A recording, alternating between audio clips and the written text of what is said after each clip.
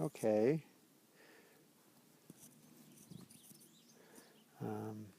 We're going to do a seated meditation practice.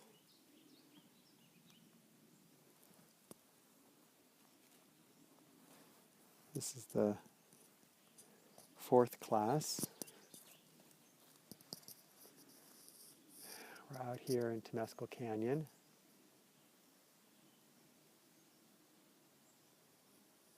We'll do a seated practice and take in some of the sounds of nature.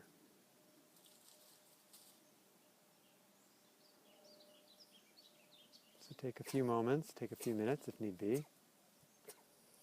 Bless you. Find a comfortable seated posture. Scan the body for any tension.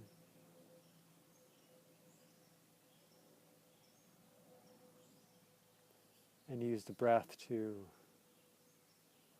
help the body relax, help the mind relax.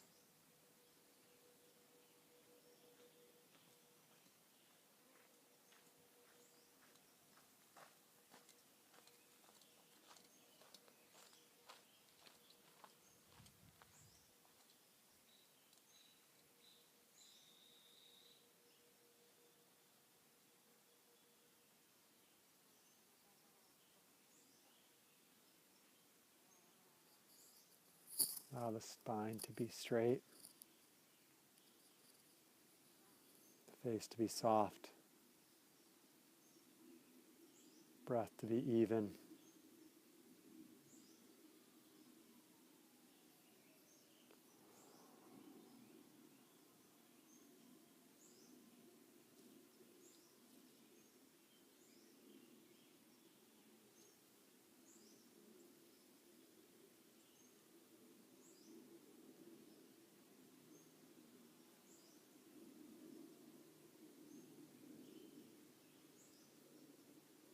Listen to the sound of the wind.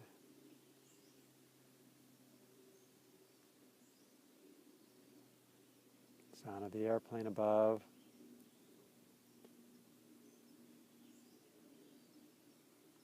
Fire siren far in the distance.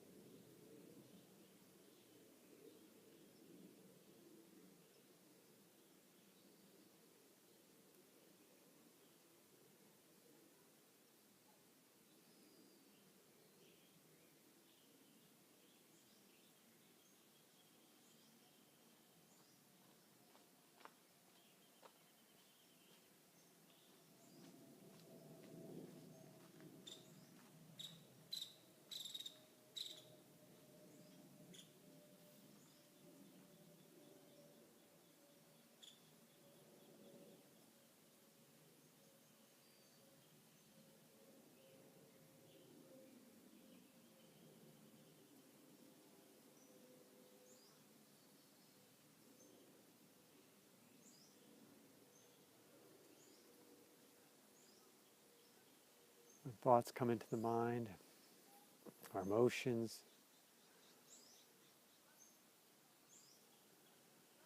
try to pause for a moment, witness or observe, and then practice letting go.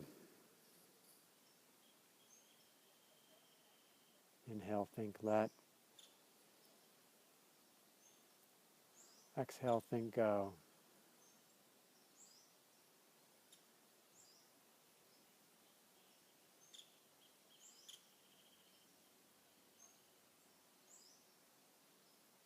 Slowly inhale and exhale.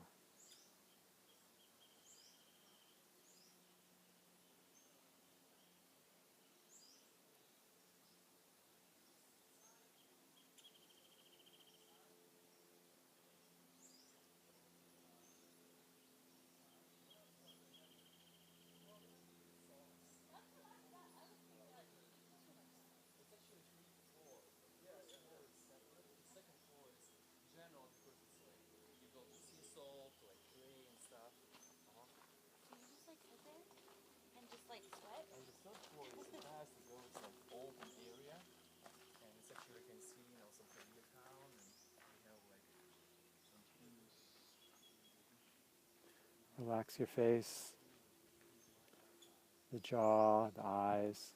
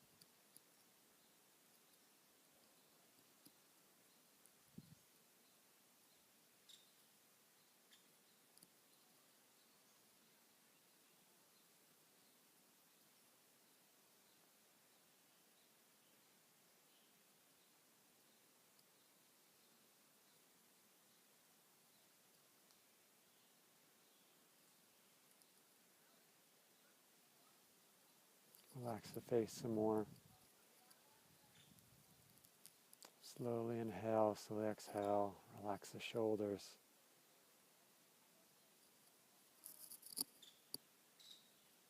Allow the spine to lengthen.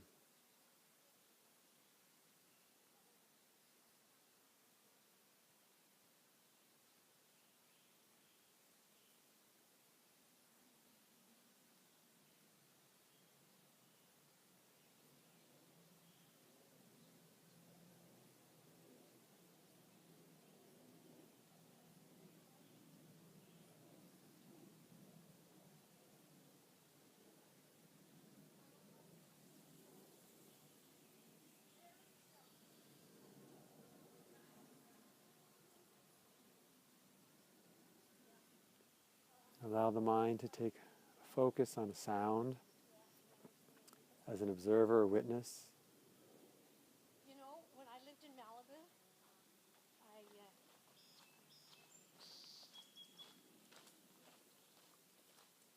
looked out the window and there was this mountain line. I'm sorry.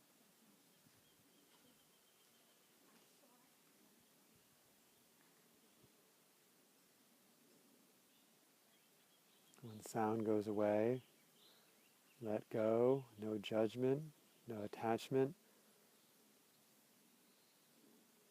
If you like, you can pick another sound, perhaps the sound of a bird in the distance calling, and follow that sound for a bit.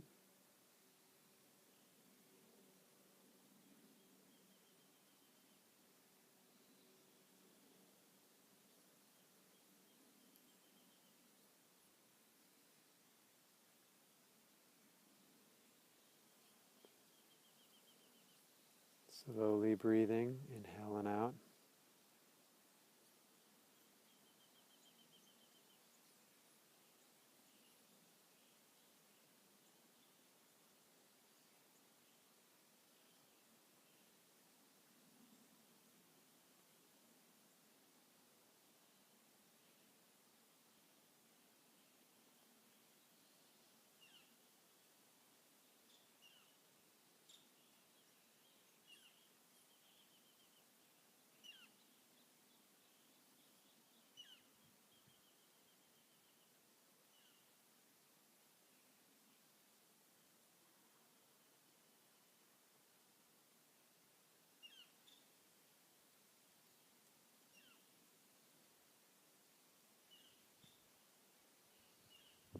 And let some of the boundaries between your body and yourself and the nature around us merge or blur.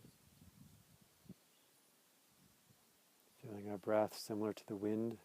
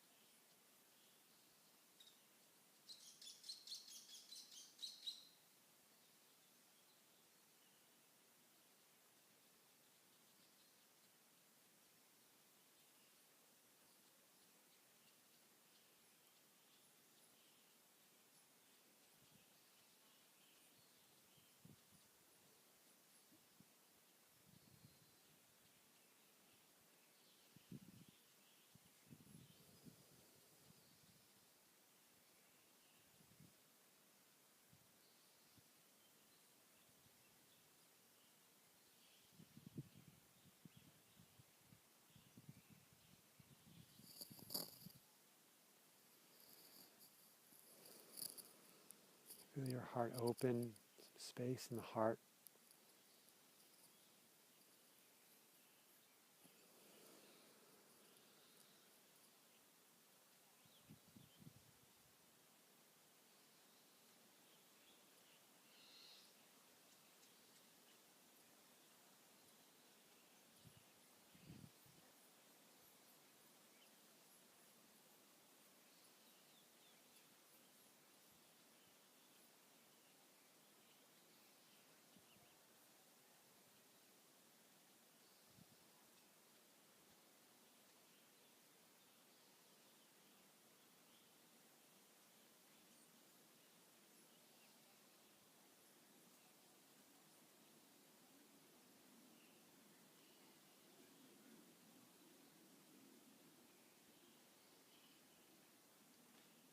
Not moving behind.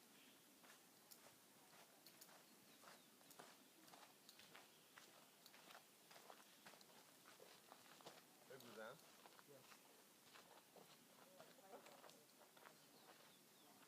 They were alternating. She was getting a little annoyed that he kept hugging me and pushing her.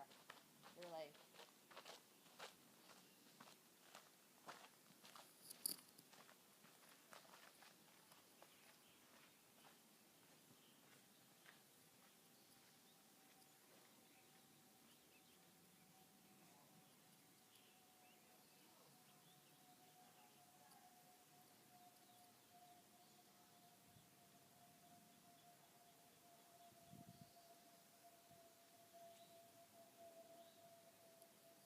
Lift your chest, roll your shoulders back.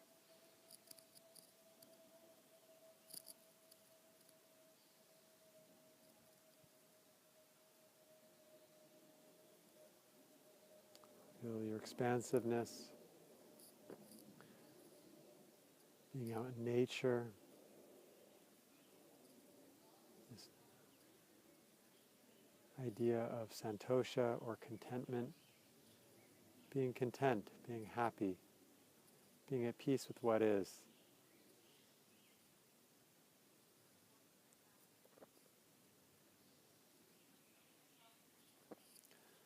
Somehow when we're surrounded by nature, it's very simple, doesn't have any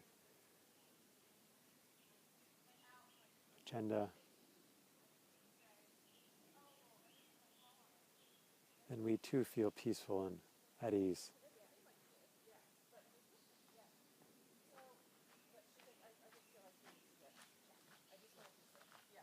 so school psychologist met with him and said,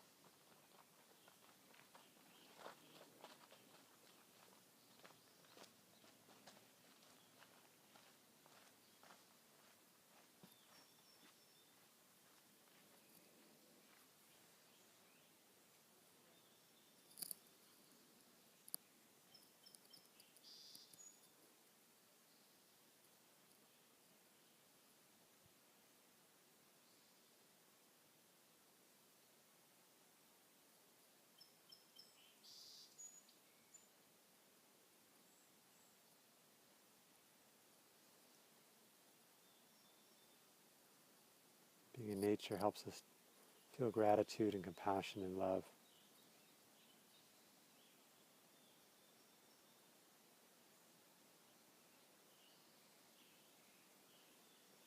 This idea of stira, or steadiness in our practice.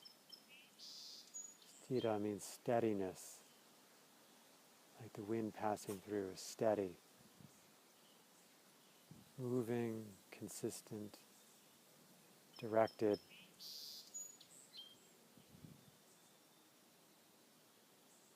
In our practice we can focus on stira, or being steadfast in our practice. Just coming back to our breath.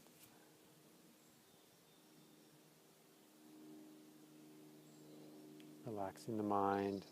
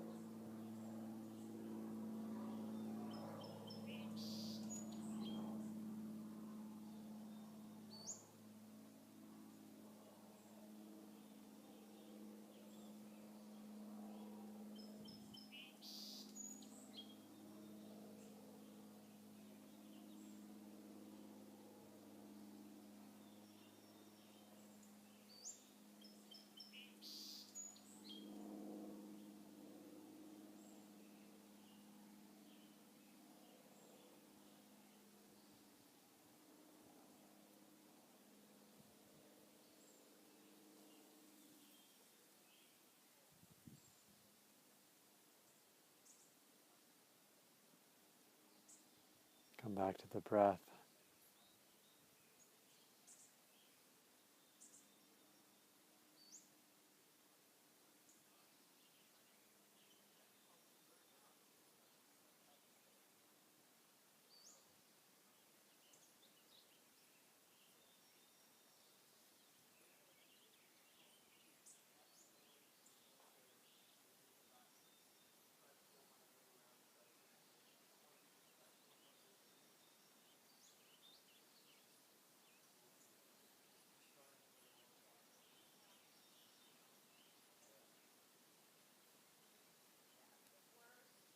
But then part of the struggle is that what my life is for? Is my life about making it that conservatory great institution?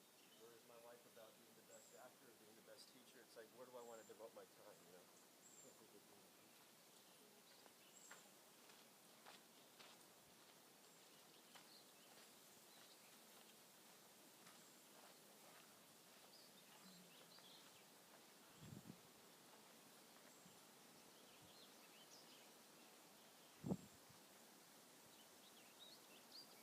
And just a few more minutes, a few more moments.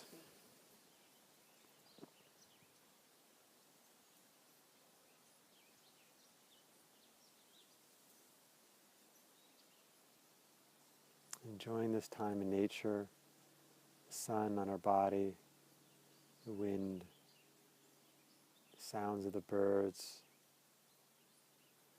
no walls around us. We're not in a room, we're out in nature, where the air isn't temperature controlled, and you never know what little creatures are flying around or rustling around. So if fear comes up because the eyes are closed and you're in nature, then take a moment to breathe. Feel the energy in the kidneys. Turn on the fire in the kidneys.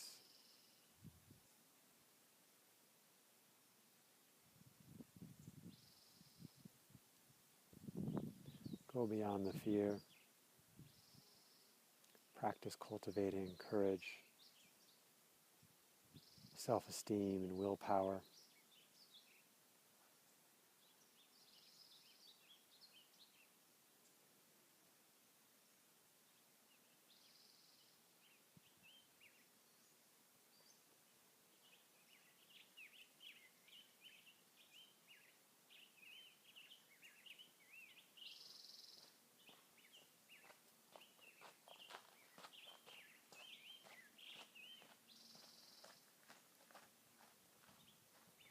And feel how courage, self-esteem, and willpower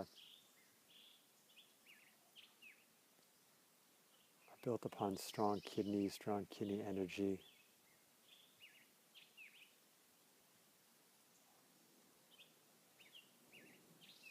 Going beyond our limited sense of ourself and connecting to higher purpose, or that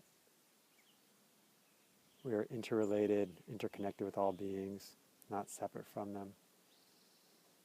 Having peace in our heart.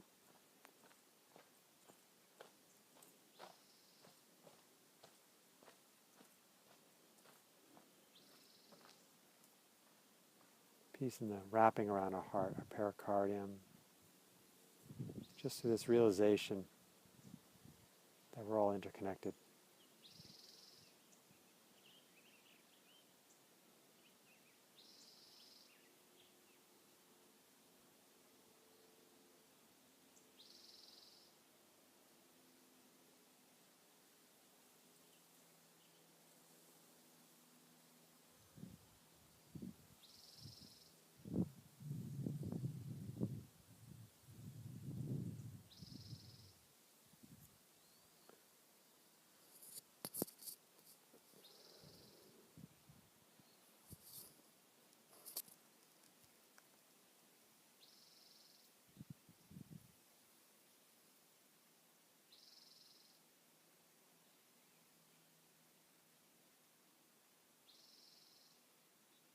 Just a few more breaths.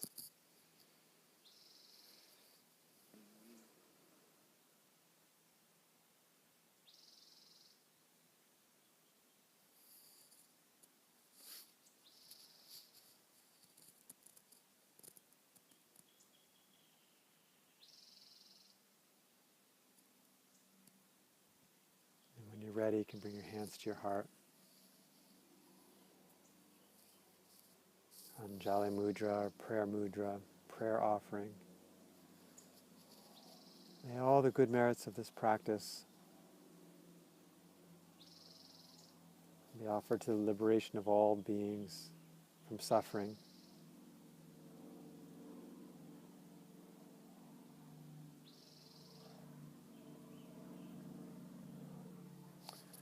And when you're ready, slowly allow yourself to come out of your practice and allow your eyes to open.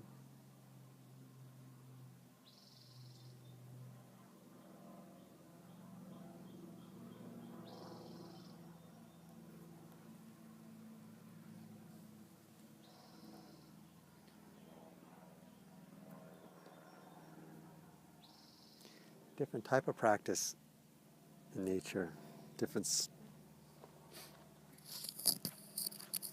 sense of connectedness to the trees, the leaves, the stones, the birds, the flying little bugs, people walking by, sounds off in the distance. You can't get this in a classroom setting typically.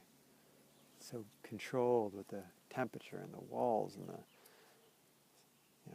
carpeted floor and the lighting just the way you want. And nature brings so many more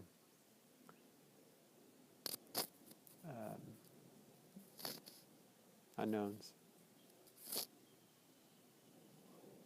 I think just being with that, that's that energy of contentment. Because, of course, we don't know the story behind these little bugs and what's going on with the birds. And is this breeze getting better or worse? See a little lizard there? We have a lizard. We have a guest who's joining us meditating. I didn't see him there earlier. Yeah, I think he's joining us.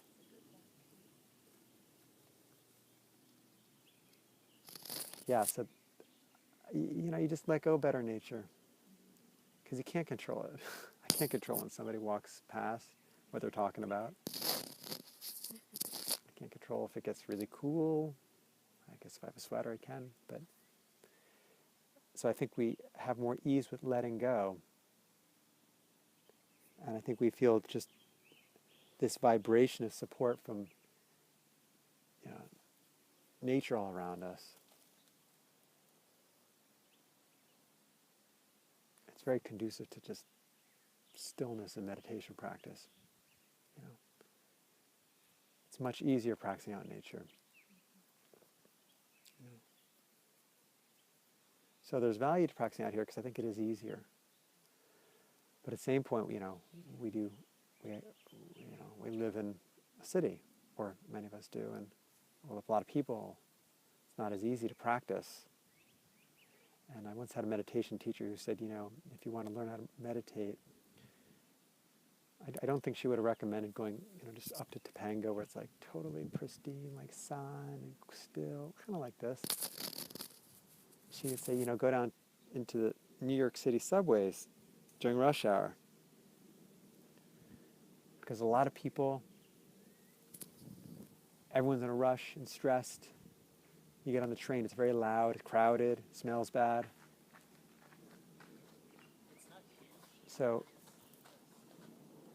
that's when the challenge to let go is, and bring your vision or bring your energy inside. That's when it's much more difficult. Everyone's saying, it would be fine if this train didn't go, it didn't rock me back and forth, or it would be fine if there wasn't so much sound, or it would be fine if someone wasn't invading my space, too crowded. Remember once we used to teach a meditation class in room G, next to the student lounge, and there used to be a coin machine for, food right outside the room. And I remember someone said, after the practice, I can't meditate in here because, I just heard the conversation at the vendor, the soda machine or whatever it was. Or I could just hear the coins dropping in. And that's the ideal place to practice, because that's life.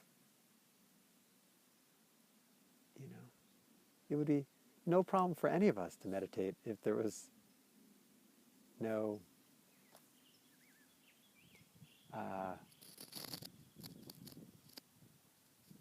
if there's nothing going on that bothered us. But the thing is, how do we go about life with things, a bigger perspective on things so not everything bothers us so deeply? I need to learn that myself. So being out in nature can be inspiring. And that was one of the three pillars of practice, is having something that inspires you. You can come out here when you have a tough day. When being in the New York City subway is just too much. You don't have enough energy. You're practicing deep enough to do that today. You can come out to nature and, have the support of the plants all around us, animals around us. Any questions about that before we switch gears to our second practice? No? You like it? Yeah. It's always people's favorite, this class, the fourth class. It's always, not everyone's, but I mean, it's like this little guy, like just running on this little bark here, doing push-ups. Just a little lizard. Yeah. And the weather's pretty good. Sometimes it's cold or windy, or otherwise. All right. Well, I'm gonna.